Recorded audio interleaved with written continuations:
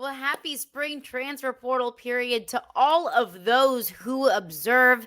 Brian Kelly kind of highlighted their approach to the spring transfer portal period. And honestly, I breathed a sigh of relief. You are Locked On LSU, your daily podcast on the LSU Tigers. Part of the Locked On Podcast Network. Your team every day.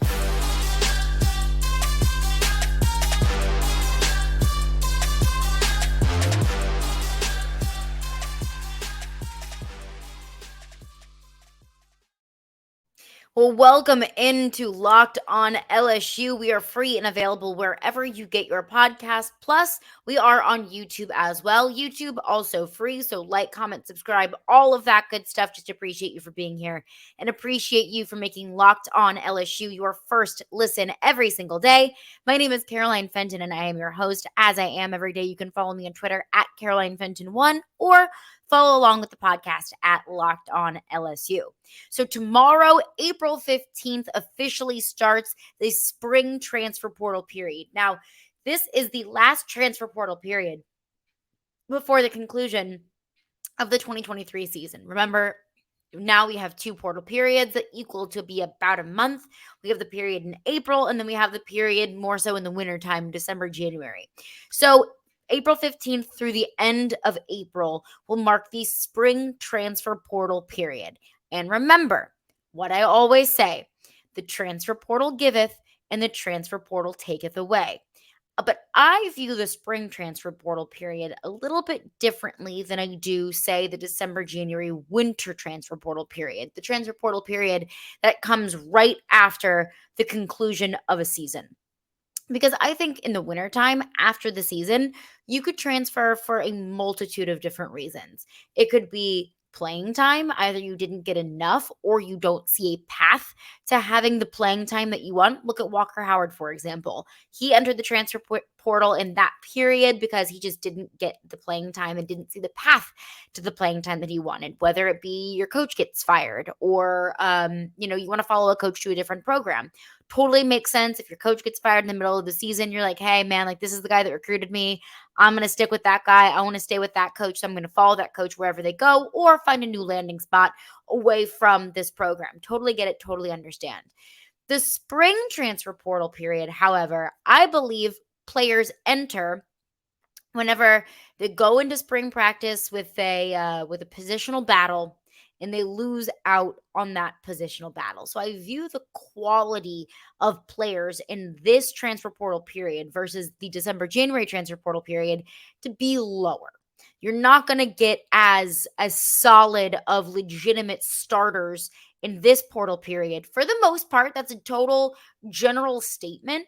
But you can find some really quality players probably in this transfer portal period. It's not a blanket statement. It's just overall how I view it. Of you can find legitimate starters in the transfer portal period in the winter. Now, these are guys that couldn't find starting jobs in their last stop. So now they're just trying to find somewhere else to go. So I view it for the most part, and that's not a blanket statement. It's just simply a generalization that you're going to find not as high quality of players now. So with that being said, that's my soapbox. That's my philosophy with the spring transfer portal period. Now, I said that I kind of breathed a sigh of relief whenever I heard Brian Kelly kind of highlight their spring transfer portal plan. And I'll explain why. This was Brian Kelly earlier this week following a spring practice about how they are approaching the spring transfer portal period. This was Brian Kelly. I still think that there's a couple of needs on defense, and I think we're still maybe interested on the offensive line. I think there's still an interest to add to our offense, but I would say that we're guarded at this period of time as to somebody that's going to make a difference in an LSU football lineup. These are probably going to be guys that can add depth to what you're doing. I don't think you can go out there swinging for, a starter that's going to come in and change the trajectory of your starting lineup. These are guys that can contribute and be part of your depth. And I think that that's kind of what we're looking at. So I will tell you why I felt relieved. And that is because Brian Kelly said that they are approaching this period to just find depth guys, to find guys that they can add to this room or to certain positional group rooms, just to add some depth, maybe add some veterans, maybe add some experience. But they're not looking for legitimate starters in this spring period. And thank goodness, because I think that's the best possible position that you can be in. That's where you want to be, where you're not constantly relying on the transfer portal to find starting guys or to find guys that you think legitimately can compete for a starting job. And anything can happen. You can have that philosophy going into the spring transfer portal period, and then you find this player that's like, oh my goodness gracious, how in the world did we find this guy? And then that person blossoms into a starter. I'm not saying that none of these guys that you find in the spring aren't going to be solid players for you or even legitimate starters. But what I am saying is you don't want to have to rely on that. You don't want to have to rely on, and this is going to sound really rude and really crass, and I don't mean it like that, but that's kind of how I feel, is you don't want to rely on another team's scrap heap to be your legitimate starters. Not at this caliber of program, not at LSU. And that might seem obvious to you, but like I look at Florida, for example, and if you haven't seen the hilarity that was the Florida spring game, and it's funny for us on the outside looking in, if you were a Florida fan, probably not very funny for you. But the hilarity that was the Florida spring game, and then Billy Napier spoke to the media afterwards, and they said, yeah, no, like we are actively searching for a quarterback in the transfer portal in the spring. What? You're telling me a program with the caliber of Florida is still looking for guys that could play quarterback for them? And I know everything that's happened with Florida, and Anthony Richardson goes to the NFL draft, and then they've had some serious I mean, I don't even know the right word to use. Just unfortunate circumstances, I guess is the nicest way to put it, with some of their quarterbacks that were coming in, or some quarterbacks that were competing for the starting job. I know that there were some unforeseen circumstances there, but still, that's not a position that you want to be in, that you have to rely on this quarterback that went through spring practice and couldn't find a clear path to getting the time that he wanted. So now you're bringing them into your program, and now you're going to have to rely on this quarterback that you found in the spring transfer portal. And that's not a good position to be in, because one, the quality of player isn't going to be as high, and that's just my interpretation of it. And two, you're getting that player in at earliest late April, early May. You're already behind the 8 ball when every other player, starting player on every other team in your conference, has already been in the room for either weeks or years and has already started knocking rust off in spring practice. Getting a player in the spring or summer isn't the end of the world, but you want to start getting them in and getting them acclimated and evaluating them and seeing really where they do fit. I know you're saying, okay, well, what about those recruits that didn't enroll early? That's different, because there's only so much that you can do when you're a recruit coming in. What about those transfer players that aren't transferring until the summer, like a Mason Lunsford? Yes, I hear you, but they've already locked down Mason Lunsford. They already know what they're getting in Mason Lunsford, and he's already been in college football for quite some time, and he is a starting caliber player that didn't leave Maryland just because he didn't get any starting time. He left Maryland for a better opportunity at LSU. So I think those are different circumstances, but I can totally see how you could poke holes in an argument. But I think that LSU is in a good place right now, that they do not have to rely on this transfer portal period to build a starting roster, but they can use it to their advantage to find depth pieces and to fill in holes to make them feel a little bit more insurance going into the year. And the same goes for the other side. If there are players that decide to leave LSU in the spring transfer portal period, I would say other than maybe like a Garrett Nussmeier, maybe some offensive line depth, you're going to be okay. Because if they didn't see a path at LSU, then you're not really losing much at LSU. And that's no disrespect to any of those players. No disrespect whatsoever to any player finding a better opportunity via the transfer portal. But coming up next, what are some of those position groups that LSU could be looking for in the transfer portal period? We'll get into that coming up next. But before we do that, I want to tell you about Built Bars. So y'all know I love Built Bars. They're a delicious snack and they don't have any sugar or calories.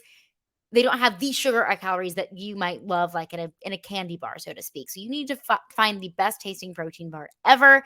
Built Bar, you have got to try them. And if you're like me and you want to start making better choices, if you want to make healthier snack choices, but you don't want to compromise on taste, then this is the thing for you. Built Bars are amazing. They're healthy. They taste amazing. Seriously, they taste so good, and you won't even know that they're good for you because they don't taste like it. You've got to try them.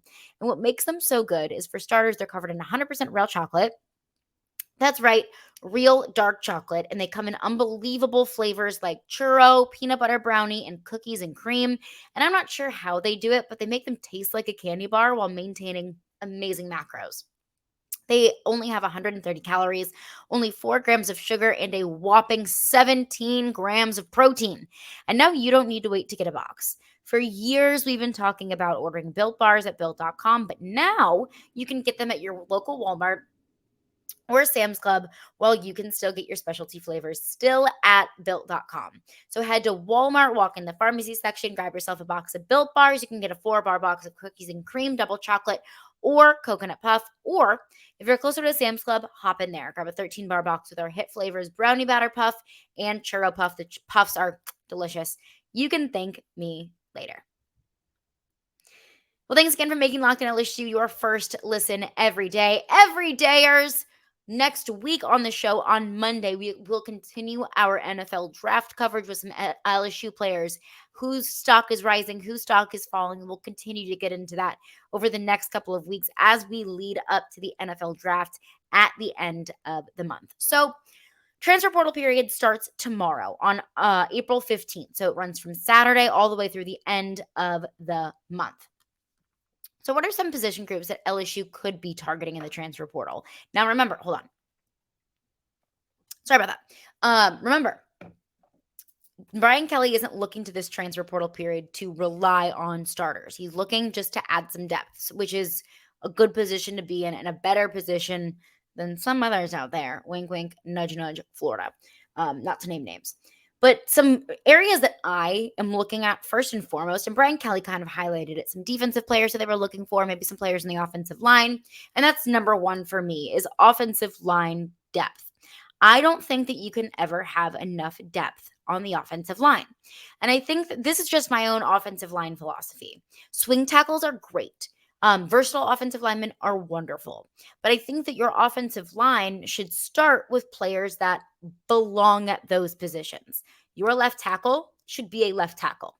Your right tackle should be a right tackle. Your center should be a center. Like those starting pieces need to be those designated position groups that they have honed in on their craft, that they have practiced, for years and years and years.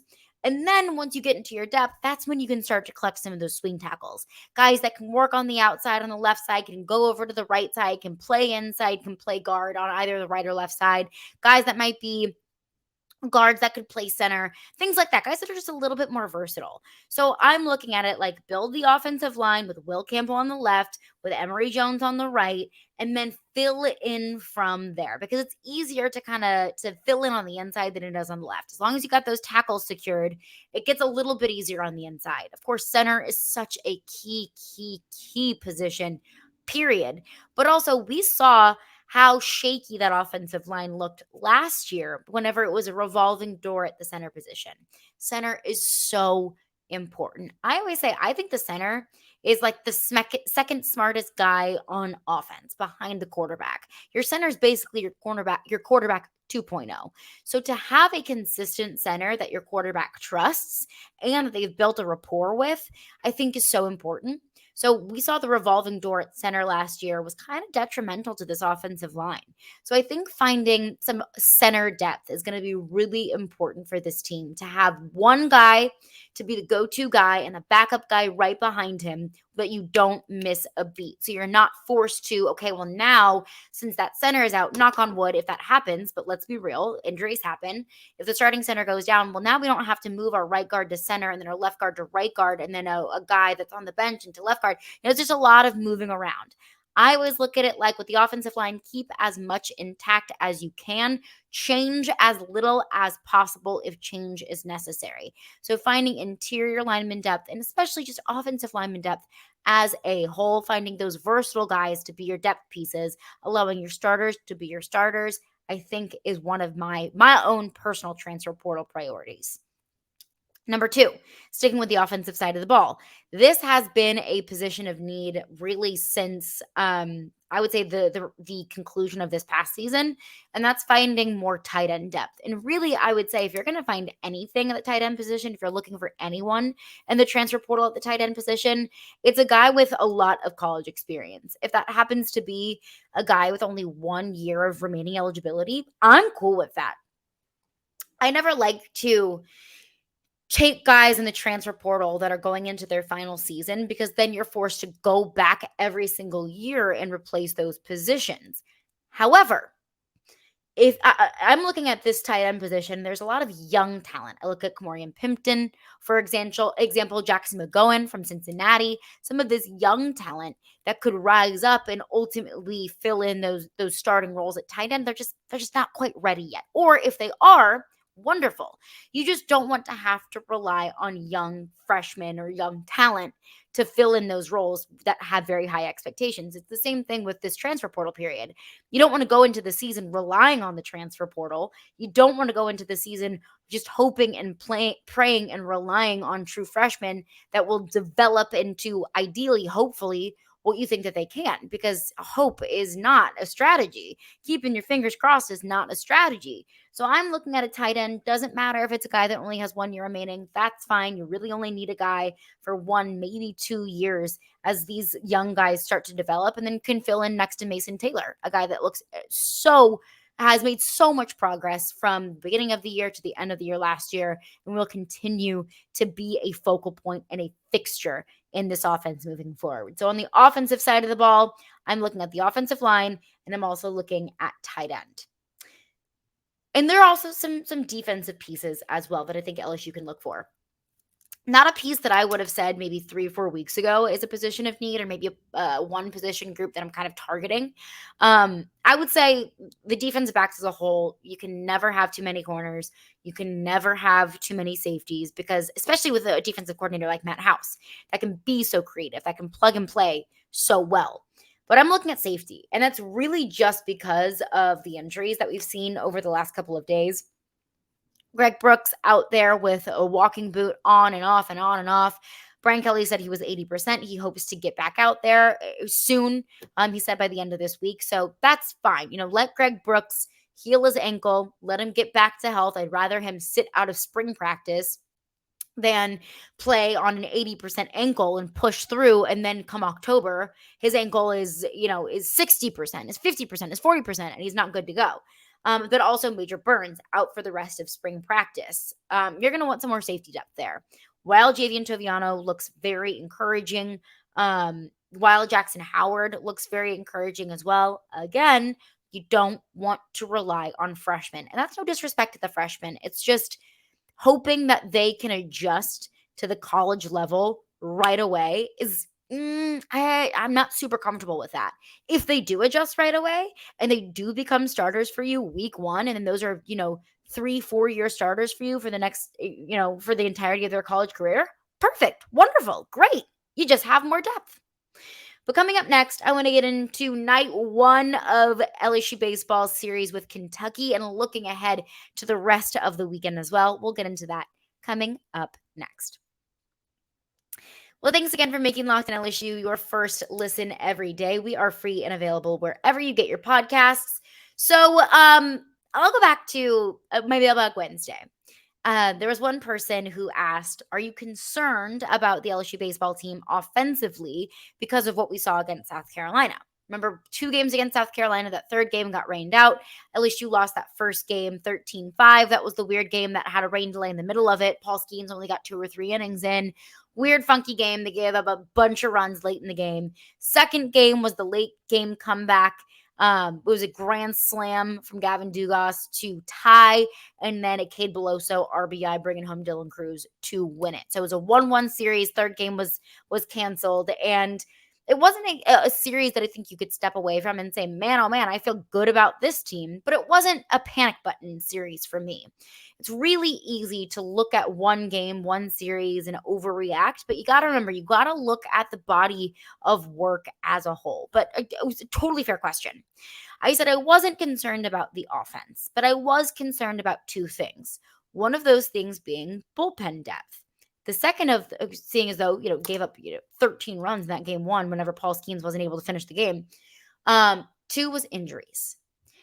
So while last night proved to me that the offense is no problem, LSU run ruled Kentucky through 8 innings, 16-6.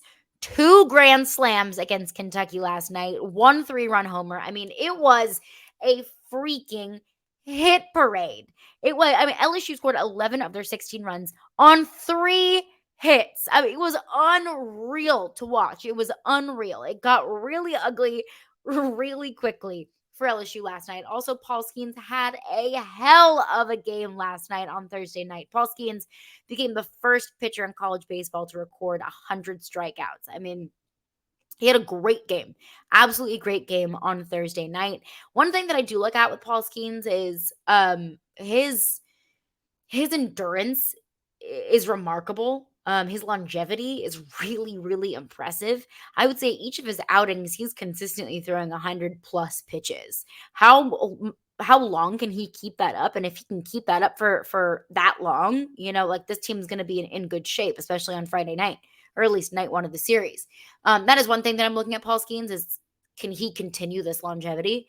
We'll continue to look at Paul Skenes and we'll continue to look at the bullpen as time goes on. We've got plenty of time to do that. But I would say the offense as a whole last night, if anybody was concerned about it, there you go. There's your 2 grand slam and 1 3-run homer performance. And that didn't even scratch the surface of LSU's 16 runs last night. But there was one thing that I was concerned about, and I am doubling down on that today, and that's the injuries. Gavin Dugas had a really, really scary spill in the infield last night. He dove to go catch a ball in the infield, and he kind of landed funny. I believe it was his right shoulder, and he was rolling around in pain. After, you could tell right after he hit the ground, he was rolling around, and it was really unsettling to watch. It's almost 100% certain. Jay Johnson said, I'm not confirming anything, but the trainer is pretty positive. It's a separated shoulder. And that is really horrible news.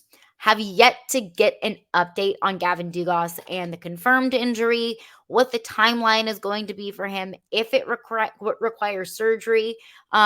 I've separated a shoulder before. I didn't need surgery, but I'm also not a collegiate baseball player, so we shall see.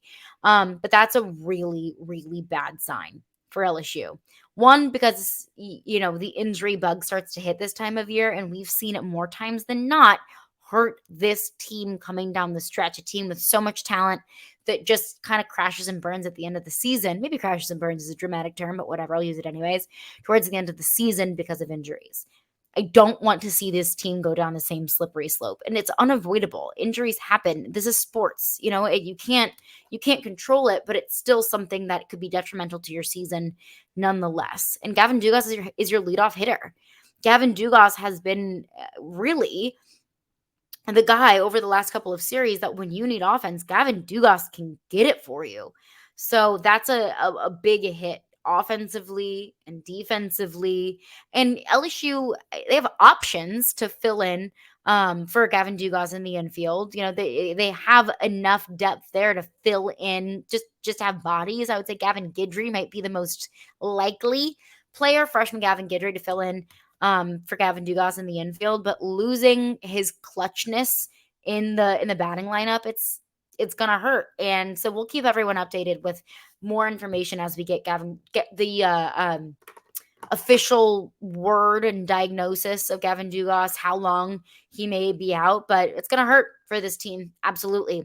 But back out there on the mound tonight against Kentucky, we'll have a full recap coming up next week. But that's going to do it for me today. Thank you for making Locked On LSU your first listen every day. You can find us on your preferred podcast platform. We are free and available wherever you get your podcast. You can also find us on YouTube. So hit that subscribe button and you won't miss a single second of your Locked On LSU content.